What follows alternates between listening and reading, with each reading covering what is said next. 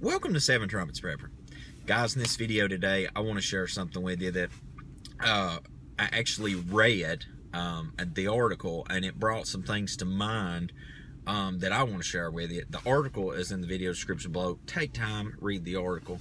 The other thing that I want to say is if you have never stopped and thought about the Great Depression, it's something that not only you should study, but you should also take a few moments and think about, because like my grandmother, before she passed away, many times me and grandmother would talk, especially, I can't remember how many times I had to be helping her can food when I was a kid.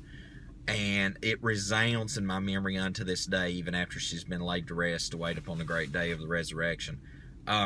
She would tell me before she passed away, time and again, like I said, from childhood up, I will probably not live to see the next one, but it's coming. That's what my grandmother always told me. I mean, she told me that again and again and again. A resounding memory, everlasting in my mind.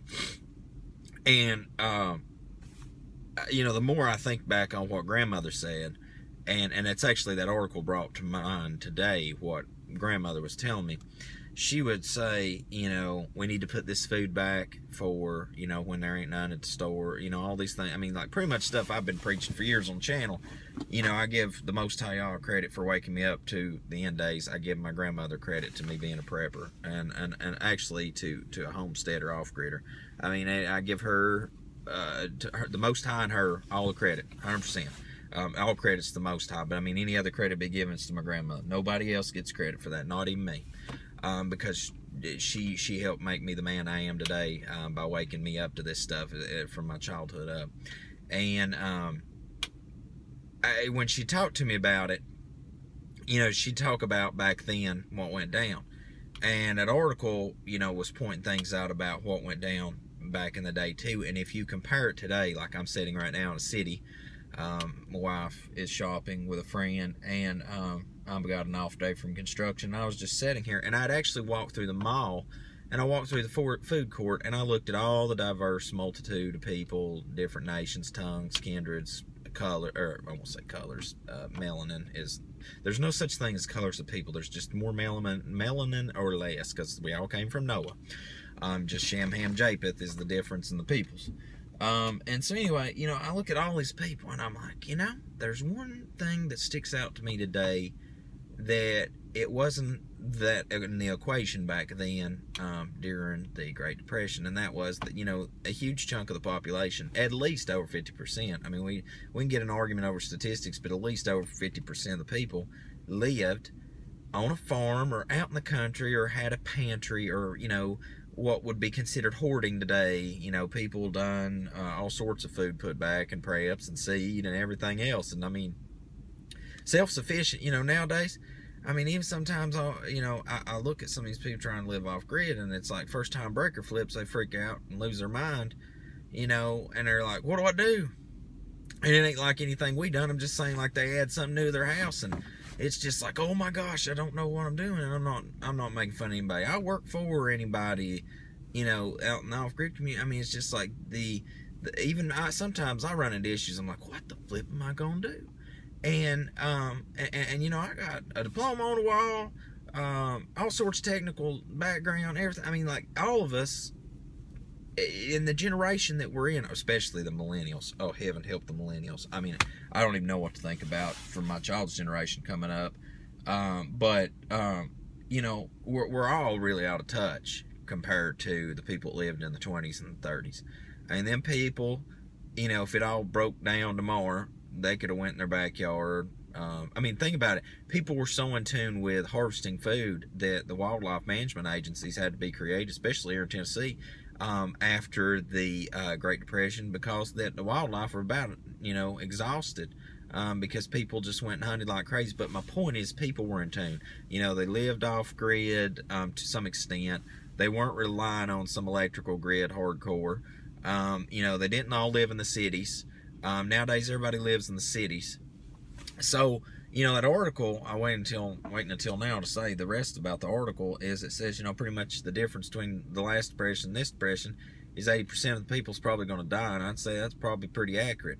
What concerns me is two things. Is number one, with Trump getting elected, one thing that's been pointed out is in history, if you look back, that you have like Republican House, Republican Senate, Republican President. Shortly after that came Depression, recessions, things like that. You can look at it historically. And so here we have, Trump going in. Do I want that to happen? Absolutely not. I mean, I hope it's one of the most prosperous times. Matter of fact, I pray that his time as sovereign of our nation is the most prosperous time there's ever been, because I don't want the trumpets to start and there be calamity on calamity. I want it to just, like, if martial law and all this other garbage drama, the hammer drops the same time as the trumpets, fine. I'm not trying to up my game every day to overcome this coming at me and that coming at me. Just let it all come at once, because I'd rather take it all on it, at one time, than having to be renegade, or have to stand against man's law so I could keep the Most High Yah's laws. Let it all come down at once, so that you only got to fight that one time. But with the Trump thing, going in, if history recycles itself again and again and repeats it, you got that equation to throw out there. And the scary thing about it is to compile on top of that is, if people get desperate in these cities, the first place to filter out is out into, farmland, agricultural places like that. And that's why I'm moving. I mean, 20 years ago when I was a kid, there was nobody around me hardly. It's a very small city, and then all the farmland out there. And now the city has grown literally into my backyard. I mean, literally, when I say in the backyard, I mean like the city is in my literal backyard today. So, I mean, when you compile that into place, that the different factors that's finally taken place is that, you have the possibility for the recession again, just like we've seen historically a couple times it's taken place during a certain setting of election. Then you have, today, 80% of the population lives in cities, not out in the woodland and farmland, stuff like that. So, like my grandmother's day, when she told me time and time again, she said, look, I won't be here for the next one, but this is why, X, Y, and Z, why I'm preparing. And I read that article that was published, and then I tell you, man, memories of my grandmother just came like flooding back, one after another. It's almost like she's standing next to me, and I know she ain't, because now anybody believes that's spiritism. Somebody looks like your family and standing next to you, that's a demon talking to you. Your dead loved ones are in the ground waiting on a resurrection, all right? Don't feed me that line of garbage. But the things she told me, if you read that article, it's just like my grandmother sitting here talking to me. And at the end of the day, if you live in the city, the number one thing you need to do is get out of it. I mean, even Scripture says flee Babylon. I know that's talking spiritually, but I mean, if you look at the cities today, they're Babylon. I went into the mall today to find my wife and my friend, and I literally almost had an OCD meltdown. Like 2 seconds, like I bet my heart rate went up like 20, and I just like walked into a crowd of people and I nearly lost it, because like I don't know if it's because I'm going into like hermit mode, or it's just like I just can't handle the masses of people anymore. But it just freaks me out, because I'm a people person. But I went in there and I'm just like, you have to have those moments of clarity. I'll say this to finish this video, guys. You have those moments of clarity where you just stand in a crowd of people and you're like, oh my gosh, if the crap hit the fan right now, I'm a dead man. Because like, if you looked at all them people up in there today, I'm not trying to judge people, okay? I'm just looking around in that crowd of people and I'm like, how many of these people, honestly, at the house even has 3 days worth of food or water? Probably 2%. The rest of these jokers go to Food City, or go get their food every day. They go buy what they need every day, and if it all hits tomorrow, they're going to be like freaking out. Something to think about, guys. That article, I'm telling you what, it's probably one of the best articles I've seen published in a long time. And another thing, before I go, just make sure and look at the statistics like I brought up. I hope Trump's presidency is one of the most prosperous for all of America, and and hope it brings prosperity around the world too. But these things are something that you need to keep in mind. And if a depression happens tomorrow, like the Great Depression, back in the day, like my grandmother's time, I'll tell you what, you have not seen fit hit the shan.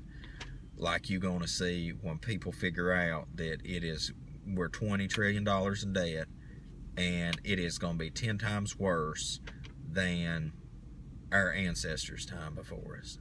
So, something to keep in mind till we see you again here at Seven Trumpets Pepper Channel, guys. I hope you have a most blessed day in Yahushua's name.